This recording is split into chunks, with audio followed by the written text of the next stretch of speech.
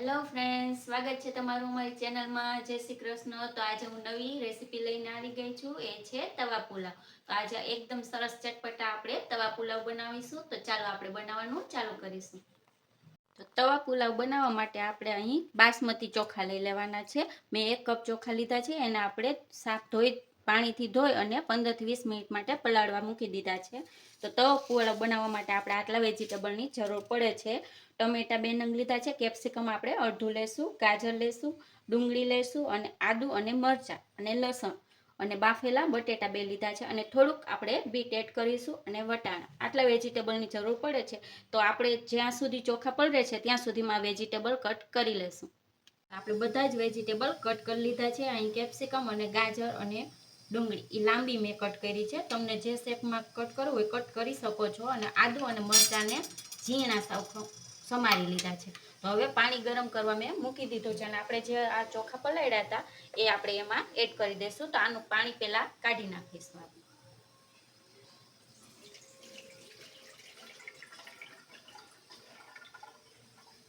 હવે આ ચોખા છે ને આમાં એડ કરી દેવાના છે. પુલાવ બનાવવા માટે બાસમતી ચોખાનો જ યુઝ કરો તો સરસ પુલાવ બને છે એના. ત્યારબાદ આપણે એમાં નિમક એડ કરી દઈશું ટેસ્ટ મુજબ અને અડધી ટીસ્પૂન જેટલો હળદર પાવડર આપણે એડ કરવાનો છે. બધું સરસ આ રીતે મિક્સ કરી લેવાનું છે. હવે આ ચોખાને આપણે બાફવાના છે, પણ એકદમ ઓવરકુક નથી કરવાના. 10% જેટલા કૂક કરવાના બાકી હોય ત્યાં સુધી જ આપણે કૂક કરવાના છે, કારણ કે આપણે વઘાર કરશું ત્યારે પણ થોડાક હજી કપાશે. એટલે તો આ પહેલાં આપણે ભાતને બોઇલ કરી લઈશું, પછી આગળ પુલાવ બનાવીશું. જ્યાં સુધીમાં આપણા આ ચોખા ભાત બને છે ત્યાં સુધીમાં આપણે એક પેસ્ટ બનાવી લેશું. લારી પર પુલાવ મળે છે એ લોકો આ પેસ્ટ જરૂરથી એડ કરતા હોય છે, એનાથી સરસ ટેસ્ટ આવે છે. તો સૂકા લાલ મરચાંને ગરમ પાણીમાં 15-20 મિનિટ માટે પલાળી દીધા તમે. અને આટલું લસણ લઈ લેશું. તો આ બેયની આપણે પેસ્ટ બનાવવાની છે. મરચાં કાઢી લઈશું ને લસણ એડ કરી દઈશું. હવે થોડુંક પાણી આપણે એમાં એડ કરીશું. આની એકદમ સ્મૂથ પેસ્ટ બનાવી લેવાની છે. તો આપણી પેસ્ટ બનીને તૈયાર છે. આ રીતે પેસ્ટ બનાવી લેશું. હવે પુલાવ બનાવીશું ભાત થઈ જાય ત્યારબાદ. તમે જોઈ શકો છો આપણે આ ભાત થઈ ગયા છે. આમાં અડીને આમ દબાવશો તો તૂટી જાય, પણ એકદમ પોચા નથી થયા. તો બસ આટલા કૂક કરવાના છે. હવે આપણે આનું પાણી કાઢી નાખીશું. આ રીતે મેં જારો લઈ લીધો છે. બધા ભાત ઓસાવી લેશું અને ઠંડા કરવા મૂકી દેશું. ત્યારબાદ આપણે પુલાવ બનાવવાનો છે. તવા પુલાવ બનાવવા માટે સૌથી પહેલાં મેં અહીં કઢાઈ લઈ લીધી છે. ખરેખર એ મોટો તવો આવતો હોય છે એના ઉપર બનતા હોય છે, પણ આપણી પાસે એવો મોટો તવો નથી હોતો એટલે મેં અહીં કઢાઈ લઈ લીધી છે. તમે લોખંડની કે આવી રીતે એલ્યુમિનિયમની કઢાઈ લઈ શકો છો, એટલે એવો જ ટેસ્ટ આવશે. તો મેં 3 મોટી ટેબલ સ્પૂન જેટલું તેલ ગરમ કરવા મૂકી દીધું છે. હવે એમાં આપણે 1 ક્યુબ બટર એડ કરી દઈશું અને ગરમ થવા દેશું. જ્યારે તેલ ગરમ થવા આવશે એટલે આપણે એમાં 1 ચમચી જેટલું જીરું એડ કરી દઈશું. જીરુંને સારું એવું તતડવા દેશું આપણે. ત્યારબાદ આપણે એમાં જે આદુ અને મરચાં ઝીણા સુધારેલા છે એ એડ કરી દેવાના છે. ફ્રેન્ડ્સ, ઘરે પણ તવા પુલાવ બહુ સરસ બને છે.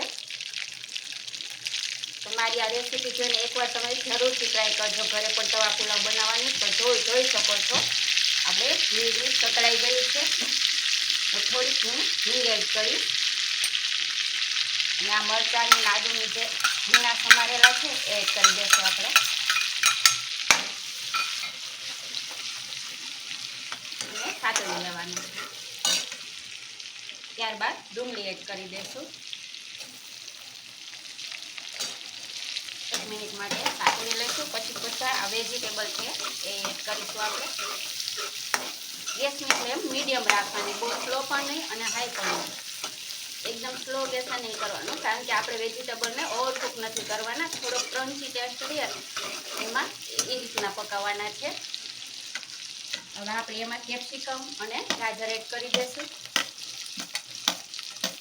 અને સરસ કલર આવે પુલાવનો એટલે મેં અહીં થોડુંક બીટ લીધું છે, જેને ઝીણું સમારી લીધું છે.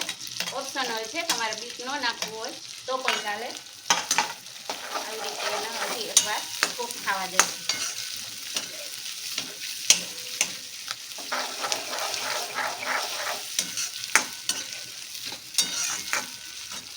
જે આપણે વટાણા લીધા છે એ એમાં એડ કરી દઈશું. 2 ટેબલસ્પૂન જેટલા વટાણા એડ કરું છું. હવે આપણે એમાં થોડીક અમથી હળદર નાખીશું. ભાતમાં તો આપણે નાખેલી જ છે. થોડીક હળદર નાખીશું અને આ વેજીટેબલના ભાગનું નિમક એડ કરીશું. ભાતમાં આપણે નિમક નાખેલું જ છે એટલે સાચવીને નાખવું તમારે નિમક. અને બધું થોડીક વાર કૂક થવા દઈશું. 1 મિનિટ માટે ઢાંકીને કૂક કરશું એટલે ઝડપથી ચડી જશે. 1 મિનિટ જેટલો ટાઈમ થઈ ગયો છે. બહુ કૂક નથી કરવા આપણે વેજીટેબલ, તો તમે જોઈ શકો છો સરસ ચડી ગયા છે.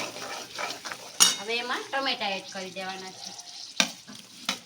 2 મોટા ટમેટા મેં લીધા છે. આ બાફેલા બટેટા છે એ પછી એડ કરીશું. ટમેટા જ્યારે સરસ સોફ્ટ થઈ જશે પછી એડ કરીશું. હવે ખુલ્લું છે એને થોડી વાર માટે આપણે પકાવી દઈશું, ટમેટા પોચા થઈ જાય ત્યાં સુધી. અને સાથે સાથે હવે આપણે એમાં પાઉંભાજી મસાલો એડ કરવાનો છે. એનાથી જ તવા પુલાવનો ટેસ્ટ બહુ સરસ આવે છે. તો અહીં 2 મોટી ચમચી જેટલો પાઉંભાજી મસાલો એડ કરવાનો છે. ટમેટા સોફ્ટ થવા આવ્યા છે. તો હવે આપણે જે પેસ્ટ બનાવી હતી લાલ મરચાં અને લસણની એ એડ કરવાની છે. આનાથી એકદમ ચટાકેદાર તવા પુલાવ બનીને તૈયાર થાય છે. લારી પર મળે છે તેવા જ. તમે જોઈ શકો છો સરસ વેજીટેબલ થઈ ગયા છે મેં. આપણે એમાં તમારે જેટલી તીખાશ જોતી એ પ્રમાણે આ એડ કરવાની છે. આમાં કોઈ માપ નથી. તો હું અહીં 2 ટેબલસ્પૂન જેટલી પેસ્ટ એડ કરી દઉં છું. અને સાથે થોડો કલર આવે એટલે કાશ્મીરી લાલ મરચું અડધી ચમચી એડ કરું છું. 1 મોટી ચમચી જેટલું ધાણા જીરું પાવડર એડ કરી દેવાનો છે. બધું સારી રીતે કૂક કરવાનું છે જેથી મસાલાનો કાચો ટેસ્ટ ન રહે અને સરસ ચડી જાય. જો તમે જોઈ શકો છો તેલ અલગ પડવા માંડ્યું છે, તો ગેસની ફ્લેમ થોડી સ્લો કરી નાખશું. અને જે આપણે ભાત બનાવી લીધા છે એ હવે એડ કરવાના છે.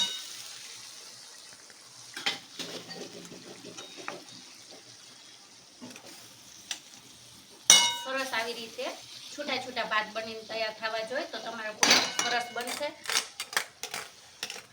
અને બની શકે ત્યાં સુધી બાસમતી રાઈસ જ યુઝ કરવાના. હવે આપણે એમાં થોડુંક લીંબુ એડ કરી દઈશું ખટાશ માટે. થોડુંક કોથમીર એડ કરી દઈશું, જેને ધોઈને મેં ઝીણી સમારી લીધી છે. આજે બટેટા બાફીને રાખ્યા હતા એડ કરી દઈશું. બધું જ સારી રીતે મિક્સ કરવાનું છે.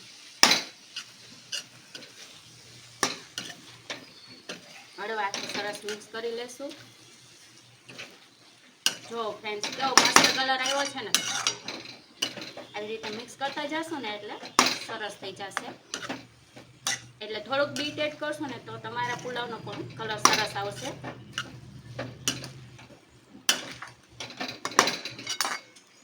તો ફ્રેન્ડ્સ આપણા તવા પુલાવ બનીને તૈયાર છે. તો આપણે એને સર્વ કરીશું. ફ્રેન્ડ્સ આપણા તવા પુલાવ સરસ લારી પર મળે એવા જ ચટકાદાર બનીને તૈયાર છે, જેને મેં દહીં અને સલાડ સાથે સર્વ કર્યા છે. તો તમને અમારી રેસીપી કેવી લાગી એ કોમેન્ટ કરી દેજો. અને જો મારી આ રેસીપી ગમી હોય ને તો લાઈક અને શેર કરજો. અમારી ચેનલને સબસ્ક્રાઈબ કરી દેજો. તો એકવાર જરૂરથી આ રીતે તવા પુલાવ તમે ઘરે બનાવજો. Thank you. ફરી મળી.